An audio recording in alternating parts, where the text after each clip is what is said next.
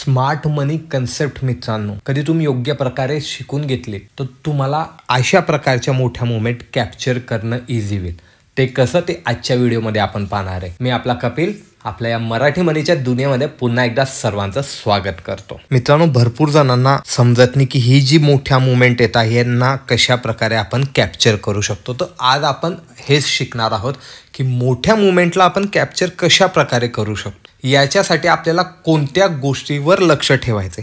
सर्वात प्रथम मित्रांनो मार्केटमध्ये प्रमुख दोन घटक असतात। ते कोणते? एक सेलर असतो आणि एक बायर असतो। सेलर मध्ये दोन पॉइंट असतात, एक कॉल सेलर असतो, एक पुट सेलर असतो। त्याचप्रमाणे बायर मध्ये सुद्धा दोन प्रकार पडतात मित्रांनो, एक कॉल बाय करणारा असतो आणि एक पुट बाय करणारा असतो। यांच्या ट्रेडिंगवर मार्केट चालत असतं। कन्सेप्ट खूप महत्त्वपूर्ण व किचकट आहे बिकॉज ऑफ ही कन्सेप्ट प्रो लेवलची आहे।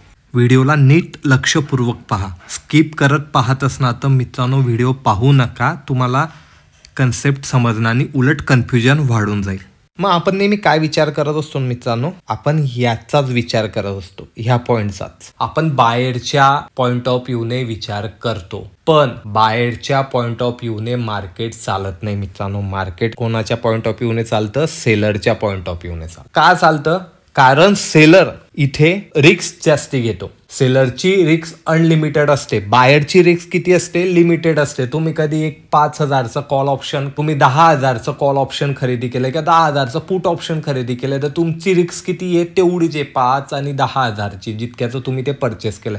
जास्तीत जास्त तो पैसा तुमचा झिरो होणार आहे। पण जिथे सेलर इन्व्हॉल्व येतात त्यांची अनलिमिटेड रिस्क आहे, कारण मार्केट कोणत्याही साईडला मोमेंटम मध्ये फास्ट निघालं त्यांना लॉस हा खूप मोठ्या प्रमाणात होतो। मग आता कधी ते लोक इतका पैसा ओतताय आणि रिस्क घेताय तर ते एवढा इझिली पैसा देणार आहे का? नाही। तर कधीही मित्रांनो आपल्याला त्यांच्या पॉइंट ऑफ व्ह्यूने विचार करायचा आहे। तुम्ही एका ठिकाणी नोकरी करताय, पेमेंट एक फिक्स पेमेंट आहे, म्हणजे तुम्हाला तेवढाच पैसा मिळणार आहे। पण तुम्ही कधी किंवा एखादा उद्योग सुरू करणार आहे तेव्हा तिच्यामध्ये तुम्ही कॅपिटल टाकणार आहे मित्रांनो, तेव्हा तुम्ही त्या धंद्याविषयी माहिती घेणं, त्याचा पूर्णपणे अभ्यास करणं, त्याचे प्लस निगेटिव्ह पॉइंटला ऑब्झर्वेशन करून तो धंदा आपण टाकतो।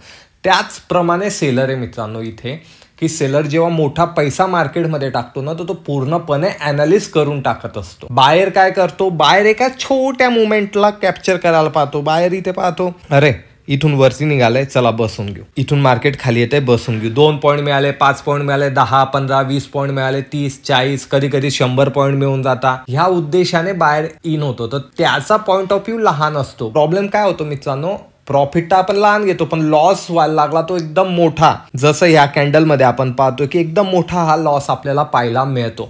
मग अशा टायमाला आपण यामधनं वाचू कसं शकतो आणि कोणत्या गोष्टीवर आपण लक्ष ठेवायला हवं, आज आपण हे पाहणार आहे मित्रांनो। मार्केट नेमकं कशा प्रकारे बिहेवियर करतं ते लक्षात घ्यायचंय। मार्केट कुठे जाणार आहे? मार्केट नेहमी ना स्टॉप लॉस कडेच जाणार आहे। मार्केटची दिशा ही स्टॉप लॉस आहे। मी तुम्हाला चार्ट रीडिंगचे व्हिडिओ कधी तुम्ही पाहताय आणि तुम्हाला प्राइस ऍक्शन शिकायची तर ती पूर्ण प्लेलिस्ट आहे मित्रांनो। तिच्यात आपण दर टायमाला एक कन्सेप्टने प्राइस ऍक्शन मध्ये इन डिटेल मध्ये जात असतो। तर त्यामध्ये पूर्वी पण मी तुम्हाला एक सांगितलं, market generally stop loss hit करायच्या दिशेने जात असतं। का?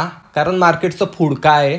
स्टॉप लॉस आहे। क्वचित दिवसांमध्ये फक्त कोणत्या बेसवर जातं? न्यूज आहे, RBIची काही पॉलिसी आहे, ग्लोबल न्यूज आहे, त्या दिवशी थोडंसं मार्केट आहे ना अपोजिट किंवा वेगळ्या पद्धतीने बिहेवियर करू शकतो। पण नॉर्मल डेजला मार्केट हे स्टॉप लॉस हंटिंगच्या दिशेने जात असतं मित्रांनो। मग अशा स्टॉप लॉस हंटिंगच्या दिशेने कधी मार्केट जातंय तर आपल्याला सर्वात पहिले आयडेंटिफाय करायचं आहे की बायरचे स्टॉप लॉस कुठे असणार आहे आणि सेलरचे स्टॉप लॉस कुठे असणार आहे।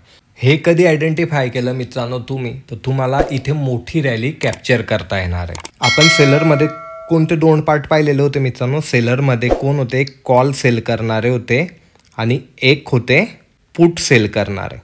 आता सध्या आपण ह्या व्हिडिओमध्ये ह्या गोष्टीकडे सर्वात जास्त लक्ष देऊ आणि या व्हिडिओला कधी लाईक कमेंट जास्ती आले आणि तुम्हाला जाणून घ्यायचं आहे तर पुढच्या व्हिडिओमध्ये आपण बायरच्या स्टॉप लॉसची इन डिटेल कन्सेप्ट पाहूयात। तर सर्वात प्रथम आपल्याला सेलरचे स्टॉप लॉस पाहिजे की सेलरचे स्टॉप लॉस कुठे आहे? ज्यांनी पुट सेल केलेलं आहे, पुट सेल केलेलं आहे म्हणजे काय? इथे थोडा पॉइंट ऑफ व्ह्यू विरोधाचा असतो मित्रांनो। ज्यांनी पुट सेल केलेलं आहे ना त्यांना असं वाटतंय मार्केट वर जाणार आहे, कारण त्यांनी पुट विकलेलं आहे। पुट विकलंय म्हणजे काय, मार्केट खाली आलं तर त्यांना काय होणार आहे, लॉस होणार आहे मित्रांनो. आणि मार्केट वर गेलं तर त्यांना काय होणार आहे, प्रॉफिट होणार आहे. ज्यांनी पुट सेल केलेलं आहे त्यांना काय वाटतंय की मार्केट हे वर जाईल, आणि त्याचबरोबर ज्यांनी कॉल सेल केलेला आहे त्यांना काय वाटतंय, मार्केट खाली येणार आहे. मार्केट कधी खाली आलं तर त्यांना प्रॉफिट होणार आहे, मार्केट कधी वर गेलं तर त्यांना इथे लॉस होणार आहे. मग आता आपण ही कन्सेप्ट चार्टवर पाहूयात की कुठे काय सेल झालेलं असेल आणि आपण त्याला कशा प्रकारे आयडेंटिफाय करू शकतो. सेलरचे स्टॉप लॉस कुठे असतील, ज्यांनी कॉल विकला असेल ना त्यांचे सगळ्यांचे स्टॉप लॉस ह्या हायर रेंजला असतील. हायर रेंजला का असतील, जे सेलर आहे त्यांना काय वाटतंय की ह्या रेंजच्या वरती मार्केट निघणार नाही म्हणून त्यांनी कॉल इथे सेल केलेले. त्यानंतर जे सेलर आहे आणि त्यांनी पुट सेल केलेले त्यांचे स्टॉप लॉस कुठे असणार आहे, या ठिकाणी असणार. म्हणजे इथे आपण समजण्यासाठी इथे कॉल सेलर आहे आणि इथे पुट सेलर आहे. याच्या खाली गेलं तर पुटवाल्यांना लॉस होतील, तेव्हा आपल्याला एक मोठी मुवमेंट पाहायला मिळेल. आणि याच्या वर कधी केलं तर कॉलवाल्यांना लॉस होईल आणि याच्यावर आपल्याला मोठी मुवमेंट पाहायला मिळेल. आता तुमच्या मनात प्रश्न आला असेल, एवढ्या लांब स्टॉप लॉस काय? मित्रांनो, ते ऑप्शन सेलर आहे, बायर सारखे त्यांचे स्टॉप लॉस जवळ नसतात. का नसतात? बिकॉज ऑफ त्यांना ऑप्शन डीकेमधनं सुद्धा पैसा मिळत असतो. मार्केट त्या रेंजमध्ये राहिलं तरी त्यांचा प्रॉफिट होणार आहे, मार्केट त्यांच्या रेंजवर येऊन साईडवेजही झालं तरी त्यांना प्रॉफिट होणार आहे. त्यामुळे त्यांचे स्टॉप लॉस हे लांबवर असतात, ऑप्शन बायर सारखे नसतात. कारण ऑप्शन बायरला टाइम डिकेमुळे लॉस होत असतो, हे नेहमी लक्षात ठेवा. आता ह्या दोनच पॉईंट आपण का सिलेक्ट केले, आयडेंटिफाय करणं तर इझी आहे कारण लाईफ टाईम हायवर मार्केट आहे, त्यामुळे सगळ्यात हायर पॉईंट जो असेल तो आपल्याला आयडेंटिफाय करणं इझी आहे. लोअर पॉईंट आपण कशा प्रकारे आयडेंटिफाय करू शकतो की लोअर पॉईंटवरनं जिथून मार्केटने प्रिव्हियस हाय ब्रेक करून वरच्या साईडला सस्टेन करतंय ना, त्यामुळे आपला हा लोअर पॉईंट आहे ना आयडेंटिफाय झालेला आहे. कारण मार्केट त्याच्यावर निघून तिथे आता सस्टेन करतंय. म्हणजे मार्केट जोवर इथून हळूहळू का येईना खाली तोपर्यंत इथे सेलर ऑप्शन डीकेमधनं प्रॉफिट कमवणार आहे. तर ह्या दोन रेंजमध्ये सेलरने हे कॉल आणि पुट सेल केलेले. मग आता जेव्हाही मार्केट वर याचा प्रयत्न करतोय मित्रांनो, तर इथे सेलर वरती येऊ देणार आहे का मार्केटला? नाही. का येऊ देणार नाही? कारण त्याच्या वर गेलं तर त्यांना लॉस व्हायला सुरू होईल, म्हणून ते ह्या रेंजच्या वर मार्केटला येऊ देणार नाही. म्हणून त्या रेंजच्या आजूबाजूला आल्यावर आपल्याला एक मोठा रिव्हर्सल इथे पाहायला मिळतो. त्याचप्रमाणे जेव्हा मार्केट ह्या रेंजमध्ये येईल ना, तर ह्या रेंजमध्ये सुद्धा आपल्याला एक रिव्हर्सल पाहायला मिळणार आहे. बिकॉज ऑफ सेलर इथून मार्केटला खाली जाऊ देणार नाही, बिकॉज त्यांनी इथे पुट विकलेले. त्यामुळे जोपर्यंत ह्या रेंजमध्ये मार्केट आहे, तर तुम्हाला मार्केट कधी रेंजच्या मध्ये आलं ना तर मार्केट इथे स्लो होताना दिसेल, आणि मार्केट कधी लोअर साईडला आणि हायर साईडला असेल तर मार्केट हे तिथून शार्प रिव्हर्सल येताना आपल्याला दिसेल. मग अशा टायमाला आपण ट्रेड कसा करायचा आहे ते समजून घेऊया. तर इथे आपण एक रेंज पाहिलेली आहे आणि इथे आपण एक रेंज पाहिलेली. जेव्हाही मार्केट अप्पर साईडला येणार आहे ह्या रेंजच्या आसपास, तर तिथून आपल्याला एक सेलिंगची पोझिशन बनवायची. याचं ब्रेकआउट झाल्यानंतर एक तर रिटेस्ट केलं तरच आपण इथे बाईंगची पोझिशन बनवू शकतो, नाही तर मार्केट आहे हायर रेंजला येऊन सस्टेन केलं. सस्टेन केल्याने काय होतं मित्रांनो, इथे जे कॉलवाले असतात ना, ज्यांनी कॉल विकलेले असतात ते ना इथून निघायला सुरुवात करतात. कारण त्यांना वाटतं हायर रेंजला मार्केट आहे, त्यामुळे त्यांनी ज्यांनी कॉल विकलेले ते इथून निघायला सुरुवात होते. त्यामुळे इथलं ब्रेकआउटला आपण जेन्युइन मानू शकतो. नाहीतर रिटेस्ट, ह्या दोनच पद्धतीला एक मेजर लेवलला जेव्हा मार्केट अप्रोच करतं तर या दोनच पद्धतीने तुम्ही मार्केटला डील करू शकता. आता तुम्ही पाहू शकतात की मार्केट मिडलला आलं आणि मार्केट एकदम स्लो होऊन गेलेलं आहे. का स्लो होऊन गेलंय? कारण इथला सेलर सुद्धा घाबरत नाही आणि इथला सेलर सुद्धा घाबरत नाही. कारण मार्केटमध्ये जितका टाइम मार्केट या रेंजमध्ये टाइमपास करेल तितका त्याला फायदा आहे. एक्सपायरीच्या दिवशी त्याने इथले विकलेले जे पण कॉल असतील त्याची प्राइस 0 होणार आहे, इथे जे पुट विकले त्याची पण प्राइस 0 होणार आहे. म्हणजे त्याला इथे पैसा मिळणार आहे. मग तो काही मोठी मोमेंटम करेल का? तो काही उलाढाल करेल का? नाही करेल. तो केव्हा करणार आहे? एक तर अप्पर साईडला मार्केट आलं किंवा मार्केट लोअर साईडला आलं. तर याच्या बिटवीन जेव्हा आपण असतो ना मित्रांनो, तर इथे आपण स्कॅल्पिंगचे ट्रेड घेऊ शकतो किंवा लहान लहान ट्रेड घेऊ शकतो. जेव्हा तुम्हाला बिग मोमेंटम आणि बिग रिव्हर्सल हवंय तेव्हा तुम्ही ह्या अपोजिट साईडलाच, म्हणजे जेव्हाही जिथे सेलर स्ट्रॉंग आहे त्या लेवलला तिथूनच तुम्ही रिव्हर्सलचा ट्रेड मोठ्या मोमेंटम कॅप्चर करू शकणार. अजून ही कन्सेप्ट डिटेल समजण्यासाठी आपण एक मागे जाऊन एक उदाहरण पाहूयात.